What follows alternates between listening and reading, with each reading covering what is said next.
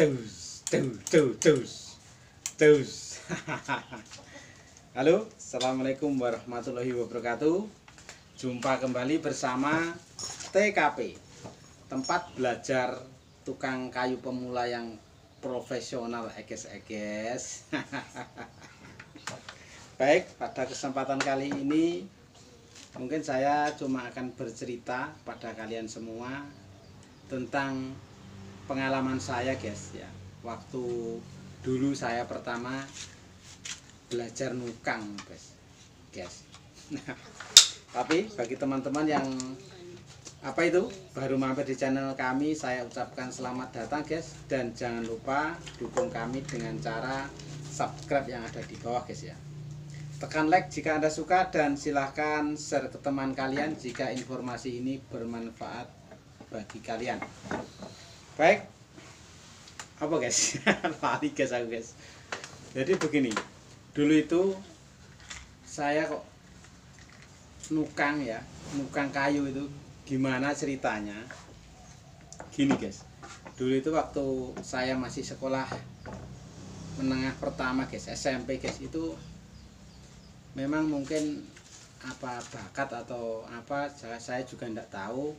Waktu masih kelas 3, guys, masih kelas 3 itu lihat jendela itu loh, guys, jendela di jendela ruangan sekolah itu, wah kok bagus men gini ya, saya contohkan nih, guys, ya, seperti ini, sambungannya ruwapet, guys. Jadi saya terinspirasi seperti itu, piye to carane gawe iso ruwapet ini, saya pengen jadi bisa membuatnya, guys. Maksud saya, mohon maaf ini saya cuma sedikit cerita untuk memotivasi kalian bagi tukang pemula yang ingin serius belajar pertukangan.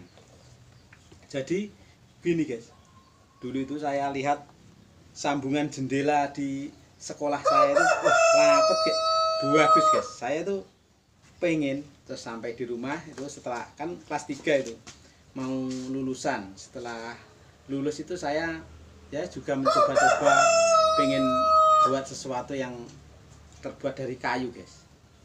Jadi pertama yang saya buat dulu itu loh, guys, tempat burung dara, guys. Kan kalau masih itu usia SMP itu kan suka sekali burung dara, dan saya membuat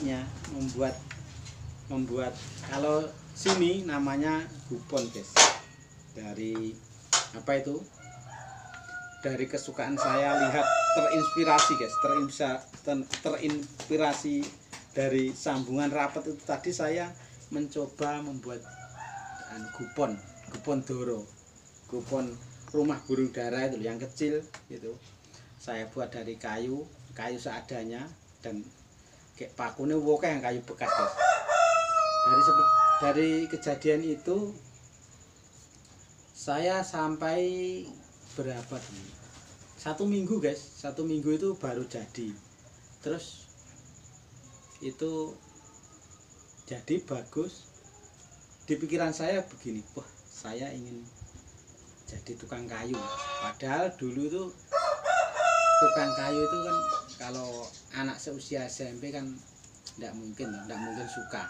Tapi tidak tahu saya suka nukang, guys. Jadi dari pengalaman itu bisa buat motivasi kalian. Jadi pertama modal dasar untuk jadi seorang tukang kayu, ya, itu adalah cinta dulu terhadap apa yang kita kerjakan. Misalkan membuat perabot atau membuat jendela, ya, yang simple itu kan jendela. Itu kita suka, kita lihat detail-detailnya, sini sambungannya rapet terus lurus seperti itu. Akhirnya lama-kelamaan dari proses pembuatan, gimana toh caranya biar rapet, gimana toh biar bagus tidak molet, itu melalui proses kalau saya dulu. Kemudian setelah itu saya melanjutkan ke SMK, ya, kebetulan saya suka dengan ini tadi, pertukangan. Saya meneruskan di SMK jurusan bangunan gedung, guys.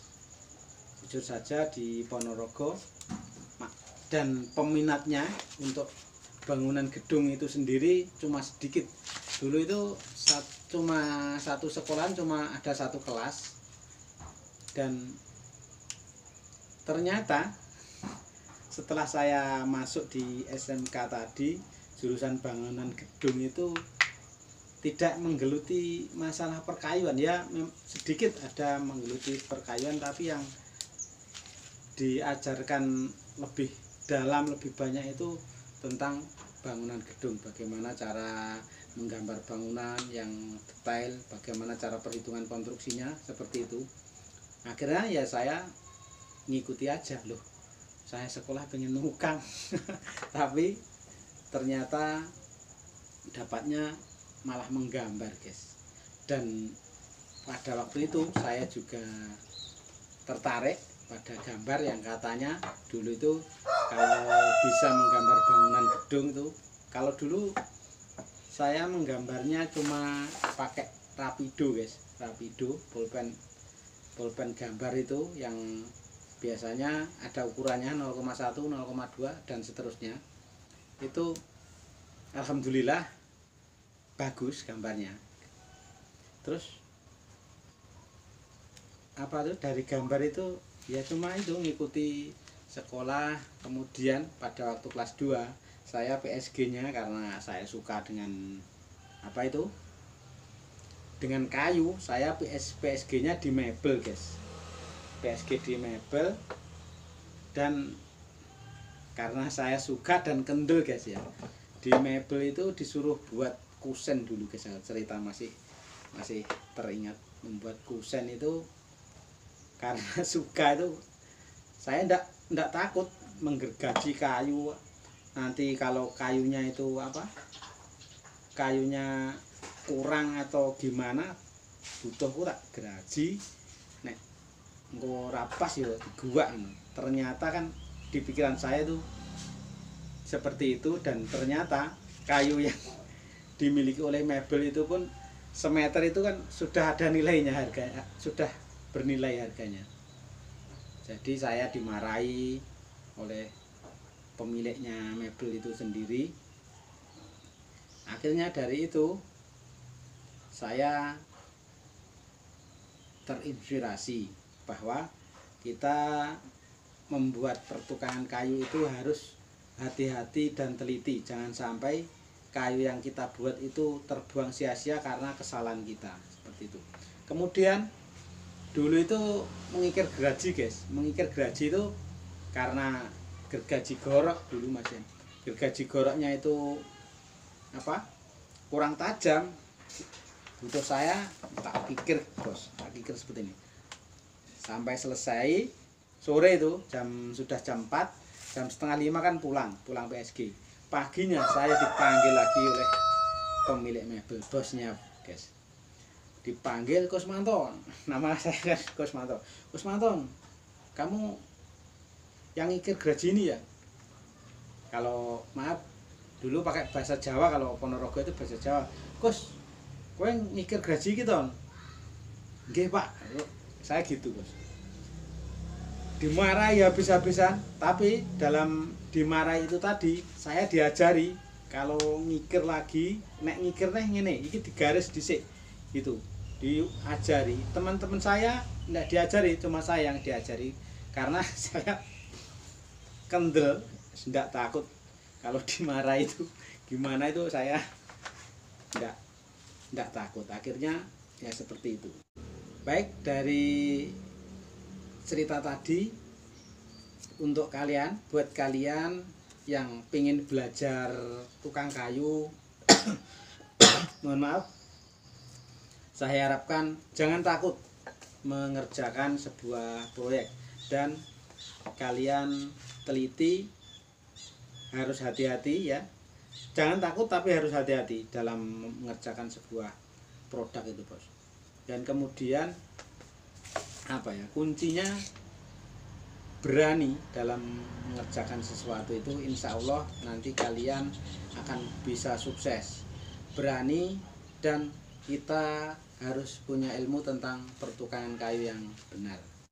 Kalau jadi seorang tukang kayu itu senang bermain kayu, maksudnya kita membuat sebuah produk itu kita harus senang dulu terhadap apa yang kita kerjakan, dan kedua itu berani membuat sesuatu untuk yang lebih bagus, berani, hati-hati.